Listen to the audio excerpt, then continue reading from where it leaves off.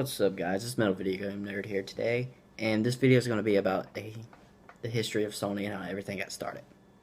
Okay, now I'm going to start pre-PlayStation 1.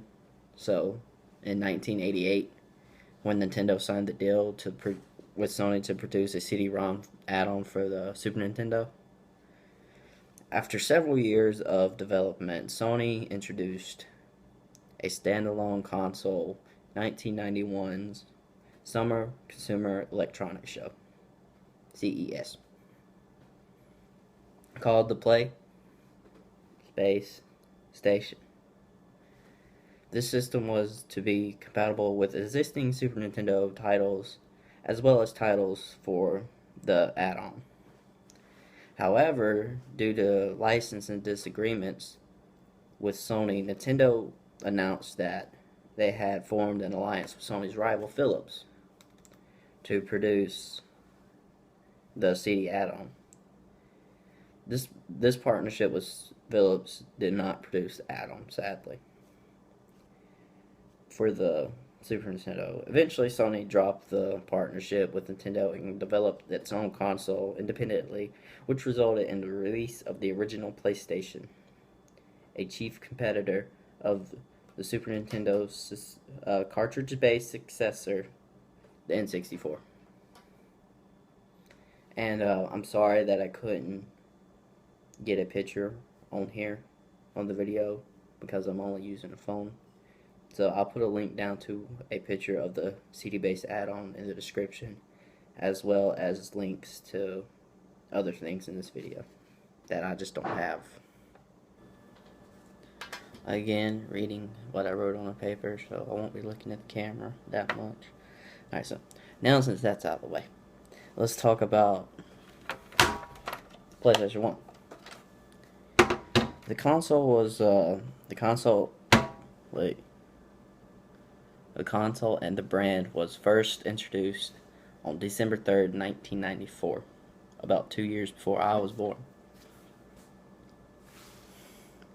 in Japan.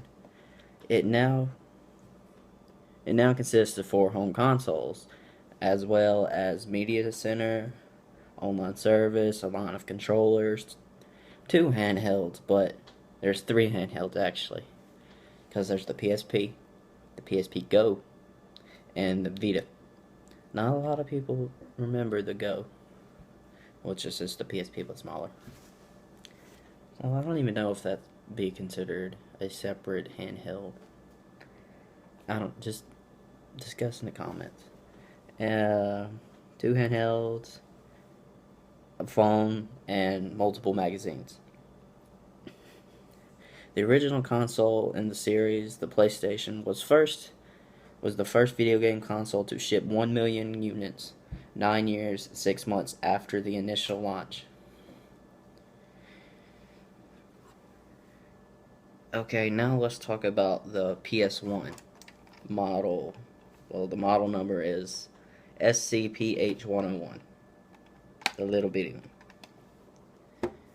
The PS1 is Sony's smaller, redesigned version of the original PlayStation 1.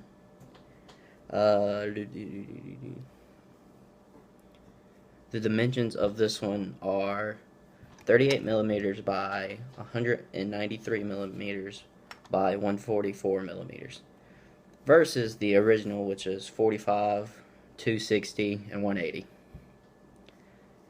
It was released on July 7th of 2000 and went on outselling all the other consoles the remaining of the year, including the Sony's own PlayStation 2, but eventually the PlayStation 2 overtook it.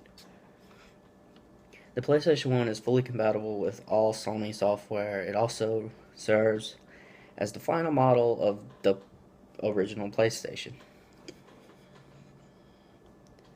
There are 6 differences between the two. Cosmetic change, of course. No separate button for reset. It's just the power button. It's the reset button. It even says reset on it.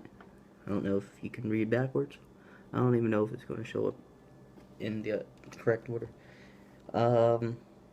The system menu has changed graphically. Added protection against use of mod chips. different ports allowing multiple consoles to be connected to play multiplayer and enhance third-party support like Game Shark. I know I've used Game Shark before. Many people has. And it's instead of when you turn it on, it'll say Sony Computer Entertainment TM, which is trademark. It'll say registered. It'll be the registered trademark symbol now instead of TM, so it'll be the R. And Sony also released a version of this with a 5-inch LCD screen, which when I get this fixed, I'm going to try to find one.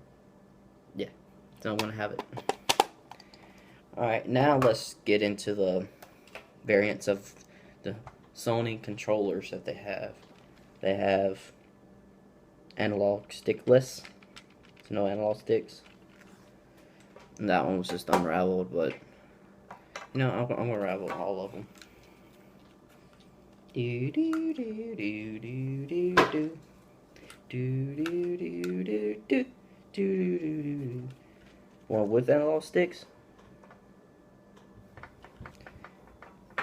and they made one for the little one, but I don't have that controller. So here's a PlayStation 2 model controller, a clear one at that.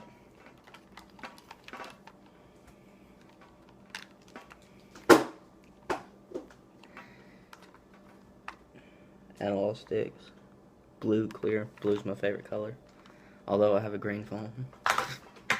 And a PlayStation 3 one. This one's actually a third-party controller because it doesn't say Sony, and it doesn't even have the PlayStation symbol right there. It says P3. But yeah, don't get these kind. They suck. I only paid $11 for it. It doesn't work half the time. But, well, this one doesn't work because my little brother threw it on the ground. No, wait, this one's mine. This one works. I just ripped I took it apart to clean it one day, and lost the rumble pack it's not there anymore, so whoops. Anyways, there's a picture of the Super Nintendo CD. I wish I could put it in the video, but I can't because I'm just using a phone. So I'll put a link in the description. I'll put a link of the PlayStation with the monitor on it. I'll put a link of a PlayStation 4 controller because I don't have one, sadly. And I'll put a link of the PlayStation 1 controller with the little version. Alright, so that was the video. I hope you guys enjoyed it. I did a lot of research on this video, more than I should probably. Now, if I can translate that over into school search, I'll be good. But yeah, that was the video. Hope you enjoyed it. Peace out.